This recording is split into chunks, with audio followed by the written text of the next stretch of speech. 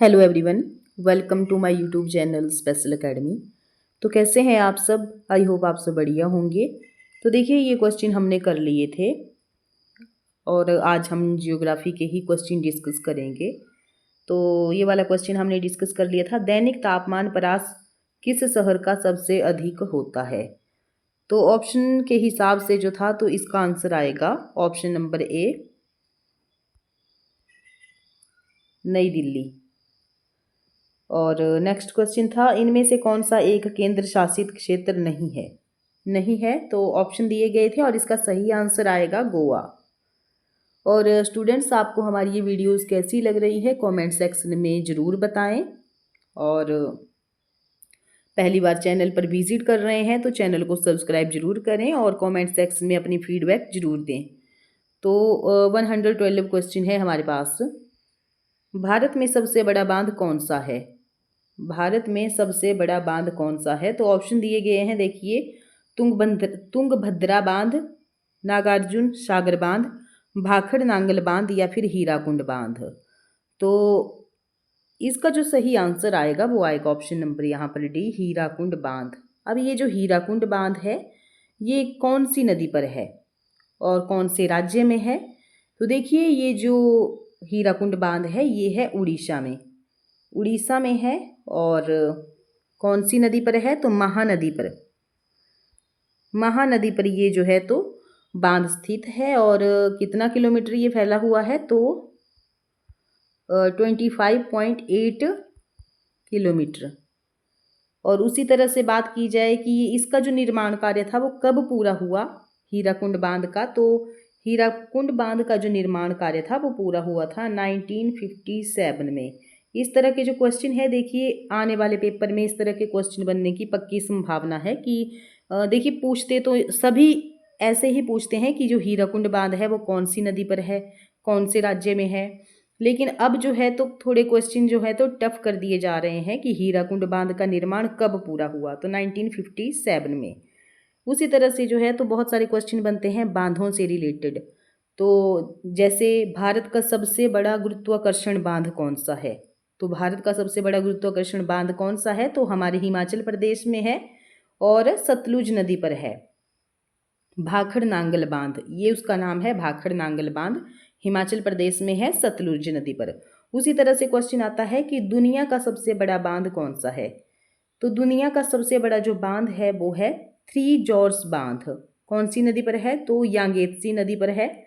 उसी तरह से क्वेश्चन बनता है कि भारत का सबसे ऊंचा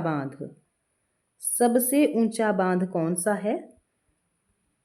तो इसका सही आंसर आएगा टिहरी बांध। और इसकी जो हाइट है वो है 260.5 किलोमीटर। ये इसकी हाइट है। अगर लंबाई की बात की जाए तो 592 मीटर इसकी लंबाई है। उसी तरह से भारत के प्रमुख बांध कौन कौन से हैं?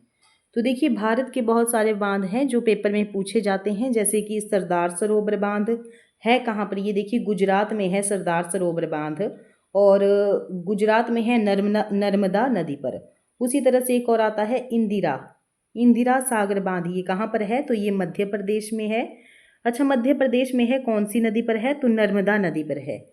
उसी तरह से आता है कोयना बांध। ये तो बहुत बार पेपर में पूछा गया है। कोयना बांध कहाँ पर है? तो ये है महाराष्ट्र में और कोयना नदी पर ये स्थित है। उसी तरह से आता है हमारा टिहरी बांध कहाँ पर है? तो ये है उत्तराखंड में, भागीरथी नदी पर। फिर आता है नागार्जुन सागर बांध। ये कहाँ पर है? तेलंगाना और आंध्र प्रदेश की सीमा पर है और कृष्णा नदी पर ये स्थित है, नागार्जुन सागर बांध। देखिए, ये जो मैं आपको बांध बता रही हूँ ये बहुत इंपॉर्टेंट वाले बांध है और ये पेपर में पूछे गए हैं, इनसे क्वेश्चन पेपर में बने हैं, तभी मैं आपको बता रही हूँ, है ना। और अगर आपको हमारी ये वीडियो अच्छी लग रही है तो वीडियो को लाइक ज़रूर करें, कमेंट ज़रूर करें। पहली बार चैनल पर विजिट कर रहे हैं तो स्पेशल एकेडमी को ज़रूर से सब्सक्राइब करें। उसी तरह से हमारे पास बांध है कृष्णा सागर बांध। तो ये जो कृष्णा सागर बांध है ये कहाँ पर है? तो ये है कर्नाटका में है कृष्णा सागर बांध और कावेरी नदी पर है। कृष्णा सागर बांध कहाँ पर है? कावेरी नदी पर है और कर्नाटका में है। रिहंद बांध आता है। रिहंद बांध जो है तो उत्तर प्रदेश में है, रिहंद नदी पर। उसी तरह से आता है सलाल बांध। जो सलाल बांध है वो कहाँ पर है, तो जम्मू कश्मीर में है, चिनाब नदी पर। ये थे हमारे कुछ इंपॉर्टेंट क्वेश्चन। उसी तरह से यहाँ पर एक क्वेश्चन हमारा छूट गया, बाकी तो हमने कवर कर लिए हैं। भाखड़ नांगल बांध भी कवर हो गया, नागार्जुन सागर बांध भी और हीराकुंड बांध भी, लेकिन तुंगभद्रा जो बांध है वो छूट गया है हमारा। तो ये कहाँ पर है, देखिए जो तुंगभद्रा बांध है इसे जो है तो पंपा सागर बांध के नाम से भी जाना जाता है, पंपा सागर बांध के नाम से भी जाना जाता है। और भारत के कर्नाटक राज्य में तुंगभद्रा नदी पर ये स्थित है और ये जो है तो एक बहुउद्देशीय बांध है। ये बांध कृष्णा की सहायक नदी तुंगभद्रा पर ये बनाया गया है। उसी तरह से नेक्स्ट क्वेश्चन है हमारे पास, यूरेनियम की खदानें भारत में कहाँ पर स्थित हैं। तो यूरेनियम की जो खदानें हैं कहाँ पर हैं, तो ऑप्शन दिए गए हैं अलवाई, जादूगढ़ा, खेतड़ी या फिर सिंहभूमि। ऑप्शन जो है तो बी यहाँ पर सही हो जाएगा, जादूगढ़ा। तो देखिए भारत में जो है तो यूरेनियम के जो भंडार हैं वो मुख्य रूप से झारखंड और आंध्र प्रदेश राज्यों में ये पाए जाते हैं। झारखंड के सिंहभूमि जिले में जादूगोड़ा खदान जो है तो भारत की पहली यूरेनियम खदान है, ठीक है। और आंध्र प्रदेश के कडप्पा जिले में भी तुमलापल्ले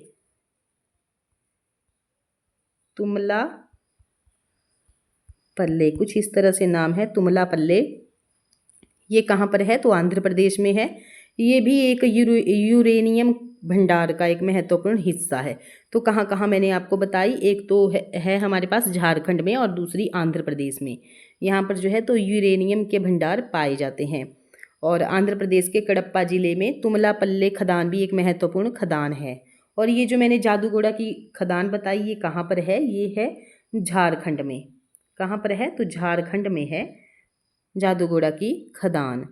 और कौन से ज़िले में है, तो झारखंड के सिंहभूमि जिले में। देखिए जो जादूगोड़ा की खदान है ये इसका कार्य शुरू कब हुआ था, तो 1967 में इसका कार्य शुरू हुआ था। और झारखंड में देश का 70% यूरेनियम यहीं से पाया जाता है। कितना परसेंट, तो 70% जो यूरेनियम है वो यहीं से ही पाया जाता है। बढ़ते हैं हम नेक्स्ट क्वेश्चन की तरफ। तो नेक्स्ट क्वेश्चन है हमारे पास, भारत में पहला परमाणु विद्युत संयंत्र बना था। तो परमाणु विद्युत संयंत्र भारत में पहली बार कहाँ पर बना था, तो ऑप्शन दिए गए हैं नरौरा, राणा प्रताप सागर, तारापुर या फिर कलपक्कम। तो ऑप्शन जो है तो सी सही हो जाएगा, तारापुर में। तो देखिए तारापुर जो है तो ऊर्जा स्टेशन या देखिए जो महाराष्ट्र के तारापुर में ये स्थित है। तारापुर ऊर्जा स्टेशन है, ये महाराष्ट्र के तारापुर में स्थित है। और ये जो है तो 1969 में ये चालू हुआ था। और भारत का पहला व्यावसायिक परमाणु ऊर्जा स्टेशन ये है। उसी तरह से क्वेश्चन बनता है कि भारत का पहला परमाणु रिएक्टर कहाँ स्थापित किया गया है। परमाणु रिएक्टर कहाँ स्थापित किया गया था, तो जो भारत का पहला परमाणु रिएक्टर था वो कौन सा है, तो अप्सरा आपको ध्यान रखना है, पहला परमाणु रिएक्टर अप्सरा। और कब बनाया गया था, तो 1956 को। देखिए आने वाले पेपर में इसी तरह के क्वेश्चन आएंगे और या आए हुए हैं ये क्वेश्चन, तभी मैं आपको बता रही हूँ यहाँ पर। और जो है तो देखिए 1957 में इसको चालू किया गया था और ये मुंबई के ट्रॉम्बे में ये स्थित है। उसी तरह से यहाँ पर आता है नरौरा। तो जो नरौरा विद्युत संयंत्र है वो उत्तर प्रदेश के बुलंदशहर में, ये नरौरा नामक स्थान पर है। उसी तरह से आता है, कहाँ पर बताया मैंने नरौरा कहाँ पर है, तो उत्तर प्रदेश में है, यूपी में। और राणा प्रताप सागर ये कहाँ पर है, तो ये जल विद्युत संयंत्र है, राबत भाटा तहसील है, चित्तौड़गढ़ राजस्थान में। कहाँ पर है, तो राजस्थान में है। और उसी तरह से तारापुर मैंने आपको बताया, तारापुर कहाँ पर है, महाराष्ट्र में है तारापुर। और कलपक्कम ये कहाँ पर है, तो तमिलनाडु में। ये कहाँ पर है, तमिलनाडु में। नेक्स्ट क्वेश्चन है, कौन सा बंदरगाह प्राकृतिक बंदरगाह है।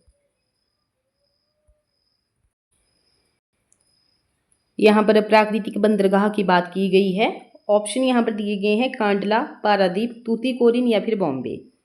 तो जो प्राकृतिक बंदरगाह है वो है हमारे पास बॉम्बे। ऑप्शन यहाँ पर डी सही हो जाएगा। देखिए भारत का सबसे बड़ा प्राकृतिक जो बंदरगाह है वो बॉम्बे है और ये पश्चिमी तट पर स्थित है। देखिए प्राकृतिक बंदरगाह वो होते हैं जहाँ पर जमीन और पानी इस तरह से मिलते हैं कि जहाज़ों को हवा और लहरों से बचाया जा सके, ये होते हैं प्राकृतिक बंदरगाह। और मुंबई बंदरगाह कोंकण तट पर स्थित है। पूछा जाए कि कहाँ पर है, कौन से तट पर, तो कोंकण तट पर ये स्थित है। और उसी तरह से क्वेश्चन और भी बनते हैं। और ये जो है तो 400 वर्ग किलोमीटर में फैला हुआ है। कौन सा बंदरगाह, तो कोंकण बंदरगाह जो है, बॉम्बे बंदरगाह जो है तो कितने किलोमीटर क्षेत्र में फैला हुआ है, तो 400 वर्ग किलोमीटर क्षेत्र में ये फैला हुआ है। और उसी तरह से क्वेश्चन और भी बनते हैं कि ये भारत का सबसे व्यस्त बंदरगाह है। ये जो है तो देश के कुल निर्यात का लगभग 5वां हिस्सा संभालता है। इसमें कई डॉक हैं जैसे कि प्रिंस विक्टोरिया और इंदिरा डॉक इसमें शामिल है।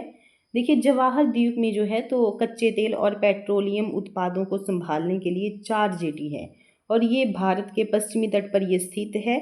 इसे जो है तो भारत का प्रवेश द्वार भी कहा जाता है। 17वीं शताब्दी के अंत में अंग्रेजों ने इसको खोला था। और देखिए ये जो बंदरगाह होते हैं ये महत्वपूर्ण क्यों होते हैं? महत्वपूर्ण इसलिए होते हैं क्योंकि देश और विदेश के आयात निर्यात के लिए ये एक महत्वपूर्ण भूमिका निभाते हैं। इसलिए जो है तो बंदरगाह महत्वपूर्ण होते हैं किसी देश के लिए, किसी देश की अर्थव्यवस्था के लिए। देखिए उसी तरह से प्राकृतिक बंदरगाह यहाँ पर बताए गए हैं। तो और भी यहाँ पर बंदरगाह हैं, उनको हम डिस्कस कर लेते हैं जो इम्पोर्टेंट है पेपर के हिसाब से। तो यहाँ पर आता है सबसे पहले कांडला बंदरगाह। ये है कहाँ पर, तो देखिए कांडला जो है तो गुजरात में है, गुजरात में है कांडला बंदरगाह। उसी तरह से आता है तूतीकोरिन।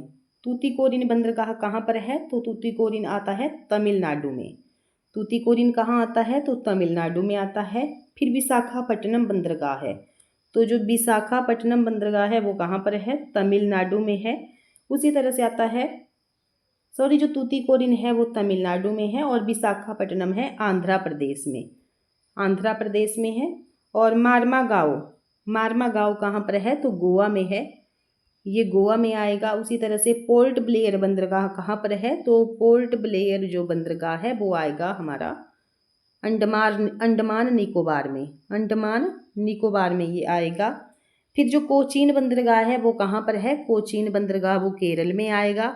उसी तरह से न्यू मंगलोर पोर्ट ये कहाँ पर है, तो कर्नाटक में आएगा। फिर प्रदीप बंदरगाह कहाँ पर है, तो प्रदीप बंदरगाह आएगा उड़ीसा में, उड़ीसा में।